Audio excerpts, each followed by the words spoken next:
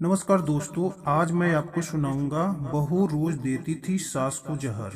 हाल ही में नैना का विवाह हुआ था और उसने अपने पति और ससुराल वालों के साथ खुशी खुशी रहना शुरू कर दिया था। कुछ ही दिनों के बाद उसे पता चला कि वह अपनी सास के साथ नहीं रह सकती।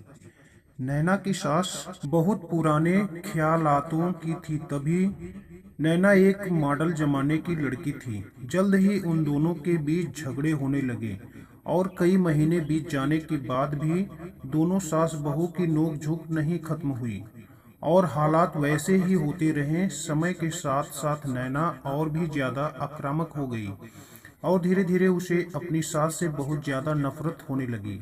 वह सोचने लगी कि कैसे अपनी सास से छुटकारा पाया जाए।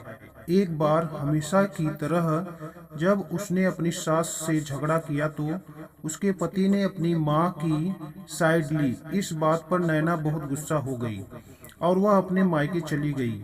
नैना के पिता एक डॉक्टर थे। नैना ने अपने पिता को अपने ससुराल की सारी बात बताई।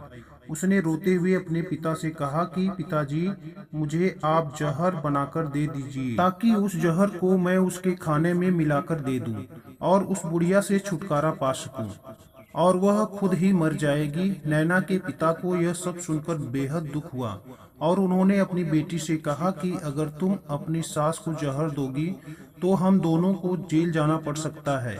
ऐसा करना ठीक नहीं होगा। लेकिन नैना उनकी एक भी बात नहीं सुन रही थी। वो मरने मिटने को तैयार थी। आखिरकार उसके पिता ने कहा, ठीक है, जैसा तुम चाहती हो वैसा ही होगा। तभी उसके पिता अंदर से एक पाउडर लेकर आए और कहा कि बेटी, जब भी तुम अपनी सास को सुबह शाम का भोजन दो तो इस पाउडर को उस खाने में रोज मिला कर देती रहना।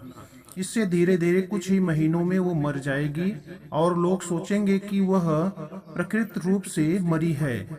फिर नैना के पिता ने यह भी कहा, क्योंकि किसी को भी तुम पर शक न हो, इसलिए अब से तुम अपनी सास के साथ कोई भी लड़ाई झगड़ा मत करना, बल्कि अब से तुम उसकी खूब देखभाल करोगी।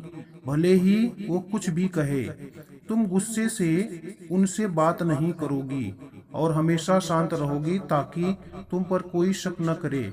नैना पिता की हर बात से सहमत हो गई और अपने ससुराल वापस चली गई। उसने अपनी सास के खाने में रोज सुबह शाम को जहर वाला पाउडर डालना शुरू कर दिया। समय बीतने के साथ साथ नैना की सास का भी नेचर बदलना शुरू हो गया, क्योंकि नैना अब अपनी सास की खूब देखभाल करने लगी थी। इसलिए उसकी सास भी उसके प्रति बिल्कुल शांत हो चुकी थी और वो अपनी बहू से प्यार से ही बात करती थी। 5 महीने बीत गए।